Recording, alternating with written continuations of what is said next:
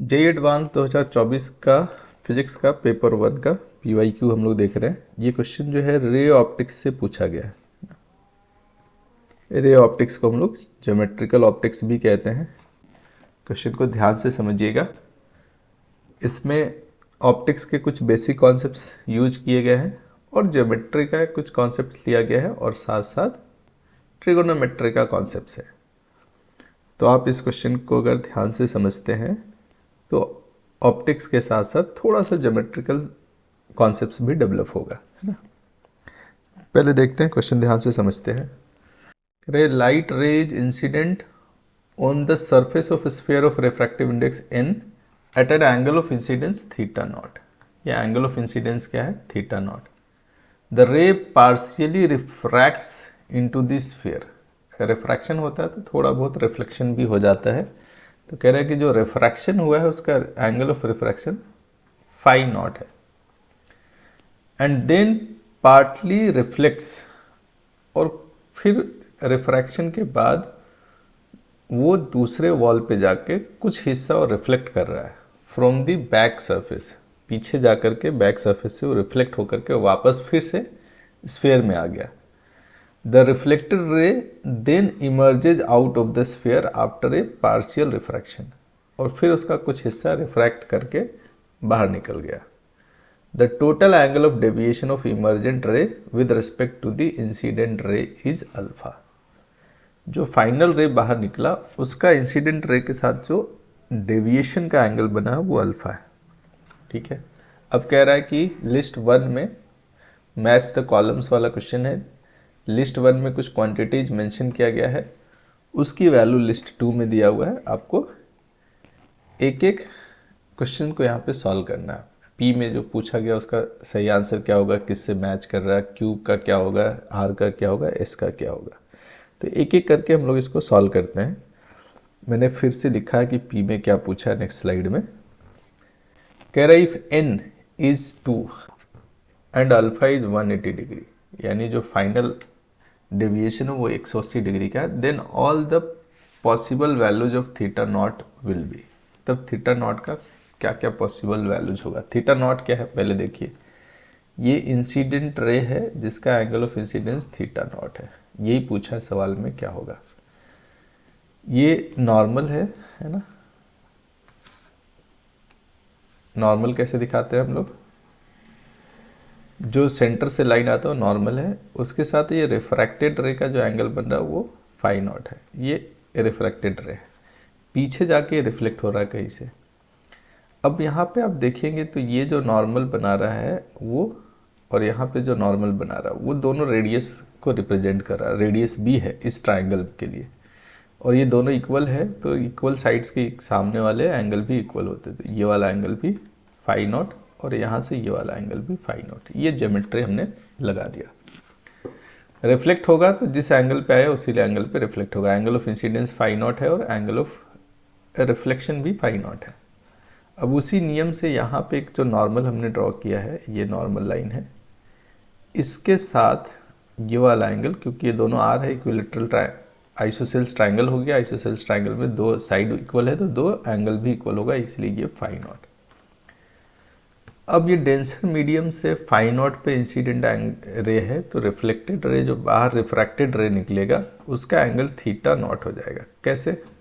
यहाँ वाला रिलेशन से। ये दोनों रिवर्सिबल प्रोसेस को फॉलो करता है। अगर एंगल ऑफ इंसिडेंस आप थीटा नॉट लेते हैं, रिफ्रैक्शन फाई नॉट है, और डेंसर मीडियम में अगर एंगल ऑफ इंसिडेंस रे को वापस लौटाया जाए तो फिर ये सेम एंगल पे बाहर निकलेगा। तो ये हो गया ज्योमेट्री का बात, और कुछ इसमें ऑप्टिक्स की भी बात हो गई। अब हमें बताना है, इसमें दिया हुआ है कि अल्फा जो है वो 180 डिग्री है। अल्फा क्या है? ये इंसिडेंट रे है ना। इंसिडेंट रे उसी के पैरेलल ये लाइन है, और ये लास्ट में इमर्जेंट रे है। तो ये जो इंसिडेंट रे और इमर्जेंट रे के बीच का जो एंगल है ना, इसी को अल्फा कह रहा है। ये टोटल डेविएशन हुआ। अच्छा, ये जो इंसिडेंट रे उसका डेविएशन एक बार में नहीं हुआ। यहाँ पे देखिए जा रहा था इधर, पहला डेविएशन यहाँ पे हुआ, इसको मान लेते हैं डेल्टा 1। फिर ये इधर जा रहा था डेविएशन के बाद, फिर दूसरी बार डेविएशन हो गया, ये मान लेते हैं डेल्टा 2। और फिर ये ऐसे जा रहा था, ये है रास्ता है ना, इससे ये फिर वापस डेविएट हो गया, सेम क्लॉकवाइज सेंस में तीनों जगह हुआ है। पहले क्लॉकवाइज मुड़ा डेल्टा 1, फिर डेल्टा 2, फिर डेल्टा 3। तो जो टोटल डेविएशन है जिसको यहाँ पे अल्फा कह रहा है वो हो जाएगा delta 1 plus delta 2 plus delta 3। Delta 1 क्या है यहाँ पे, इस ज्योमेट्री में आइए, ये क्रॉस एंगल थीटा नॉट बराबर है, थीटा नॉट में फाई नॉट को माइनस कर दीजिए, theta naught minus phi naught, ये पहला डेविएशन प्लस, क्यों जोड़ रहे हैं, सेम डायरेक्शन में डेविएशन होते जा रहा है ना, तो ये एंगल बड़ा होता जाएगा।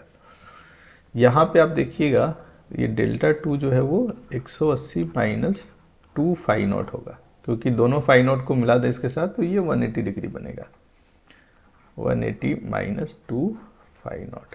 ओके, और तीसरा डेविएशन जो है यहाँ से अब चलेंगे तो फिर आप देखेंगे थीटा नॉट में फाई नॉट को माइनस कर दीजिए, थीटा नॉट,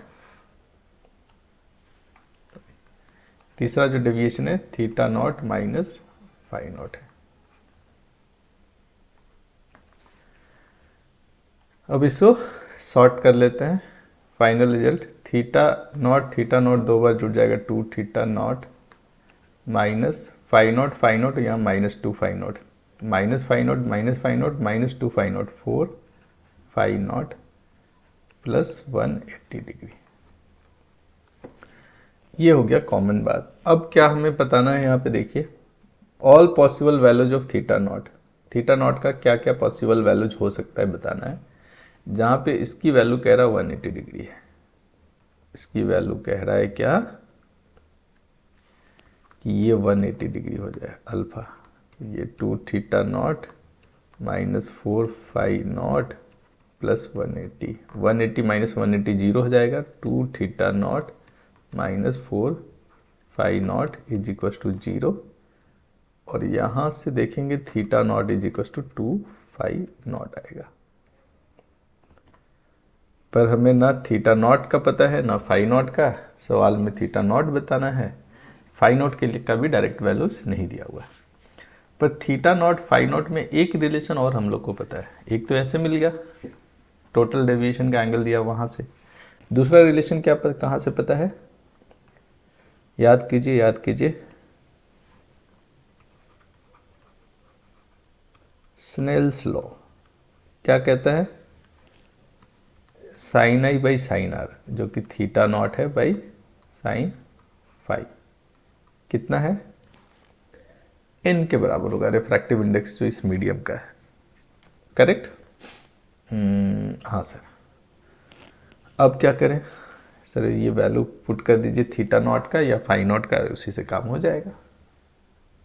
हमें थीटा नॉट चाहिए तो फाई नॉट की वैल्यू पुट कर देता है, जो n की वैल्यू दिया हुआ कितना है, ये 2 है, तो sine theta naught is equal to 2 sine phi naught की जगह पे हम लोग रख सकते हैं क्या, थीटा नॉट बाई 2, बिल्कुल रख सकते हैं सर। अब यहाँ से इसको हम लिख सकते हैं 2 sine theta naught by 2 into cos theta naught by 2, इसको हाँ सर। अब क्या करें, अब इसको इसी तरफ ले आइए, 2 sine theta naught by 2 is equal to 0। अब आप कह सकते हैं यहाँ पे कि sir sine theta naught by 2 sine theta naught by 2 दोनों तरफ उसको कैंसिल आउट कर देते हैं, ये तरीका ये था, किया जा सकता था, पर मुझे वो ज़्यादा पसंद नहीं है। अब क्या करेंगे, इसमें 2 common, sign theta naught by 2 common, अंदर में बच गया cos theta naught by 2 minus 1। अब मुझे क्यों नहीं पसंद है उसका बताएंगे, उससे एक फैक्टर कैंसिल आउट हो जाता है जिससे कुछ और भी रिजल्ट मिल सकता है ना। अब यहाँ से दो चीज़ मिल रहा है, या तो इस 2 को 0 होना पड़ेगा, पूरे फैक्टर को, जो मल्टीप्लिकेशन के जितने फैक्टर्स हैं उसका मल्टीप्लिकेशन 0 तब होगा जब तीनों में से कोई एक 0 हो, 2 0 नहीं है श्योर है, तो या तो साइन थीटा नॉट बाई 2 को 0 होना पड़ेगा, या cos theta naught by 2 minus 1 को 0 यानी कि इसको 1 होना पड़ेगा, दोनों में से कोई एक चीज़ होना पड़ेगा। यहाँ पे cos 90 cos 0 की वैल्यू 1 होता है, ये पता है? नहीं। हाँ, तो ये दोनों बातें सही हो जाएगी अगर अपना थीटा नॉट जो है वो 0 हो जाए। एम आई राइट? और कोई रास्ता दिख रहा है इसमें? थीटा नॉट की वैल्यू अगर 0 हो जाए तो अपना काम बन सकता है। चेक कर लें क्या पॉसिबल ऑप्शन है इसमें दिया हुआ है कि नहीं। 0 यानी पहला का सही आंसर है 5। पी का सही आंसर है 5। पी का सही आंसर है 5। ये ऑप्शन ए और बी दोनों बता रहे हैं। दोनों तो सही हो नहीं सकता है। अब हमें चलना पड़ेगा क्यू पे। क्यू चेक कर लेते हैं। क्यू में कह रहा है n√3 ले लीजिए और अल्फा की वैल्यू 180 डिग्री रख लीजिए। Then all possible values of theta naught will be. अब फिर से ये अल्फा की वैल्यू अगर यहाँ पे 180 रख दिया जाए, है ना, फिर से इसको 180 रख दिया जाए इस क्वेश्चन के हिसाब से, तो theta naught is equal to 2 phi naught फिर से निकल के आया। और दूसरा स्नेल्स लॉ लगा लीजिए। स्नेल्स लॉ क्या कह रहा था? Sine theta naught by sine phi naught is equal to n. N की वैल्यू यहाँ पे दिया हुआ, इस बार √3 लेना है कह रहा है, √3। सर इसको साइन थीटा नॉट छोड़ देते हैं, इधर √3 साइन फाई के जगह पे थीटा नॉट बाई 2 लिख देते हैं। फिर से वही फैक्टराइजेशन वाला तरीका, 2 sine theta naught by 2 into cos theta naught by 2। क्यों ऐसा किया हमने? सोचिए क्यों ऐसा किया होगा हमने। फैक्टराइज करेंगे तभी कुछ सब्सटेंशियल यहाँ से मिल सकता है। √3 साइन थीटा नॉट बाई 2, सबको एक तरफ ले आइए। 2 sine theta naught by 2 into cos theta naught by 2 minus √3 sine theta naught by 2 is equal to 0। यहाँ से क्या क्या कॉमन ले सकते हैं? 2 ले लेते हैं, sign theta naught by 2 common ले लेते हैं। अब बोले सर 2 तो यहाँ था, निकल गया, साइन थीटा बाई 2 भी निकल गया, तो बच गया अकेला कॉस थीटा नॉट बाई 2। यहाँ से सर आपने 2 निकाला पर 2 है नहीं, तो क्या करेंगे? बाई 2 कर देंगे। जब 2 अंदर मल्टीप्लिकेशन में आएगा तो 2 को काट देगा। साइन थीटा नॉट बाई 2 बाहर निकल चुका है, इज इक्वल टू 0। फाई कहाँ गया? फाई को हमने ऑलरेडी चेंज कर दिया है थीटा नॉट बाई 2 से, है ना। चलिए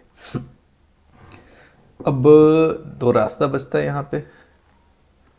या तो साइन थीटा नॉट बाई 2 को 0 होना पड़ेगा, जिसके लिए थीटा नॉट को 0 होना पड़ेगा। साइन 0 ही 0 होता है, थीटा बाई 2 अगर 0 है तो थीटा भी 0 होना चाहिए। हाँ सर, एक ये है। और दूसरी पॉसिबिलिटी क्या है? ये cos theta naught by 2 minus √3 by 2 को 0 होना पड़ेगा, यानी कॉस थीटा नॉट बाई 2 को √3 बाई 2 होना पड़ेगा। और ये किसकी वैल्यू है? सर ये तो कॉस किसकी है? 30 डिग्री की वैल्यू है। अगर थीटा नॉट बाई 2 30 डिग्री है तो थीटा नॉट क्या होना चाहिए? 60 डिग्री। तो यहाँ से दो पॉसिबल वैल्यूज आ रहा है, 0 और 60 डिग्री का। ऑप्शन चेक करें।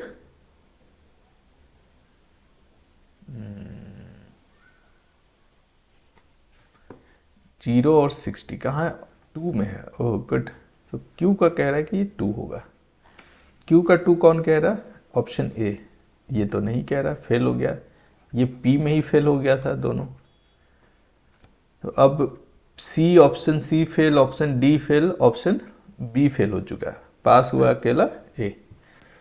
दो ही को सॉल्व करके हमें पता चल चुका है कि ऑप्शन ए ही सही है। पर यहाँ पे कुछ सीखने के लहजे से हम लोग आगे के ऑप्शंस को भी चेक कर लेते हैं, है ना। क्वेश्चन सॉल्व हो चुका है ऑलरेडी, पर थोड़ा आगे चलते हैं। थर्ड वाले में क्या कह रहा है?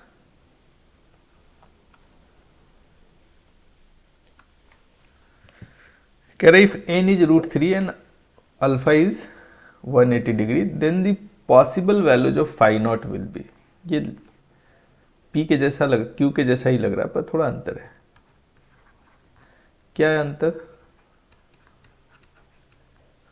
इस बार फाई नॉट पूछा है ना, तो हम लोग रेफरेंस ले सकते हैं। फाई नॉट पूछा है, हम लोग रेफरेंस ले सकते हैं पहले वाले से। रेफरेंस पहले वाले से क्या लेना है? थीटा नॉट ऑलरेडी मिल चुका है। थीटा नॉट पहले हम देख चुके कि 0 होगा या फिर थीटा नॉट की वैल्यू 60 होगा, और थीटा नॉट 2 फाई नॉट है, तो 2 फाई नॉट या तो 0 होगा या 2 फाई नॉट अपना 60 होगा। तो यहाँ से फाई नॉट की वैल्यू आ रहा है 0 और यहाँ से फाई नॉट कह रहा है 30 होगा। तो 30 और 0 ये दो ऑप्शन इसका होना चाहिए, तो पॉसिबल आंसर है फाई नॉट के लिए। चेक कर ले, आ जाते हैं बैक। 30 और 0 पहले वाले में दिखाएगा। ये आर का फर्स्ट कौन कह रहा है?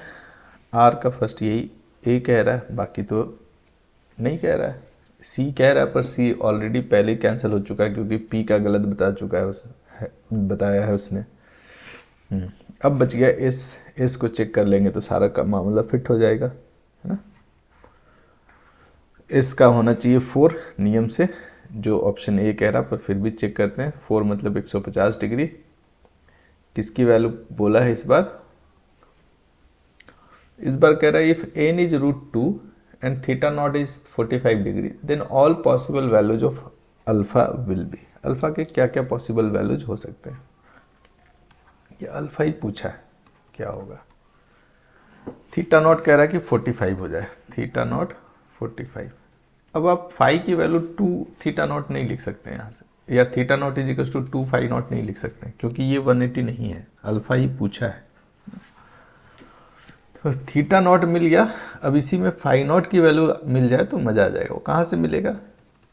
Sign theta naught by sine phi naught, Snell's law जो कहता है इज इक्वल टू √2। सर ठीक है। अब क्या करें? Sine theta naught is equal to √2 sine phi naught, sine theta naught is 45 degree, so sine 45 is 1/√2 और इधर ये √2 साइन फाई नॉट।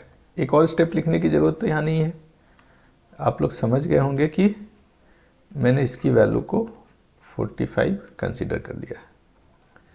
अब आ जाइए, साइन फाई नॉट हो गया अपना 1/2, 1/√2 है, √2 से फिर उसको मल्टीप्लाई भी कर देना, ये इधर जाएगा मल्टीप्लाई होगा तो 1/2। और आप जानते हैं कि phi naught, sine phi naught अगर 1/2 आया है तो फाई नॉट के लिए क्या क्या पॉसिबल वैल्यूज है? Sir 30 degree, very good. पर एक एंगल और है, 150 भी है। सेकेंड क्वाड्रेंट में भी अगर आप हो जाए एंगल, है ना, तब भी यही आएगा। हाँ सर, पर एक्चुअल में ये वाला सही आंसर नहीं होगा। क्यों नहीं होगा सर सही? क्योंकि ये जो फाई नॉट आप यहाँ पे देख रहे हैं, इसको हर हाल में थीटा नॉट से छोटा होना पड़ेगा। रेयर से डेंसर मीडियम में जा रहा है, ये 45 है तो उससे छोटा एंगल होना चाहिए, इसीलिए 30 वाला सही है। ओके सर, अब क्या करें? अब इस पे आ जाइए, अल्फा की वैल्यू पता करनी है। 2 × 45 माइनस 4 × 30 प्लस 180, है ना। ये हो गया 90, 4 × 3 = 12, 120 प्लस 180। यहाँ से आ रहा है ये -30 प्लस 180 और फाइनली ये 150। एक ही वैल्यूज पॉसिबल दिख रहा है 150 डिग्री अल्फा के लिए। चले सही वाला ऑप्शन चेक कर ले क्या है। 150 कहाँ पे है? एस का 4 से ही मैच है, एस के लिए 4 से ही मैच है। तो इस तरह से आपने देखा, क्वेश्चन थोड़ा सा डिफिकल्ट लग रहा था, है ना। ध्यान से क्वेश्चन समझ के आगे बढ़ने से, ज्योमेट्री को ठीक से समझने से आप इस क्वेश्चन को आसानी से सॉल्व कर सकते हैं। और क्योंकि ये थोड़ा ज़्यादा लेंदी था, इसीलिए ऐसे केस में जेई एडवांस आपके समय को बचाने के लिए आपने पी और क्यू सॉल्व कर लिया तो उसी से आंसर मिल गया। इतना आप पे उसने कर दिया। हमने आर और एस को सिर्फ सीखने के लिए सॉल्व किया है। क्वेश्चन तो सॉल्व हो गया था, पी और क्यू का आंसर मिला मैच कराने के बाद ही।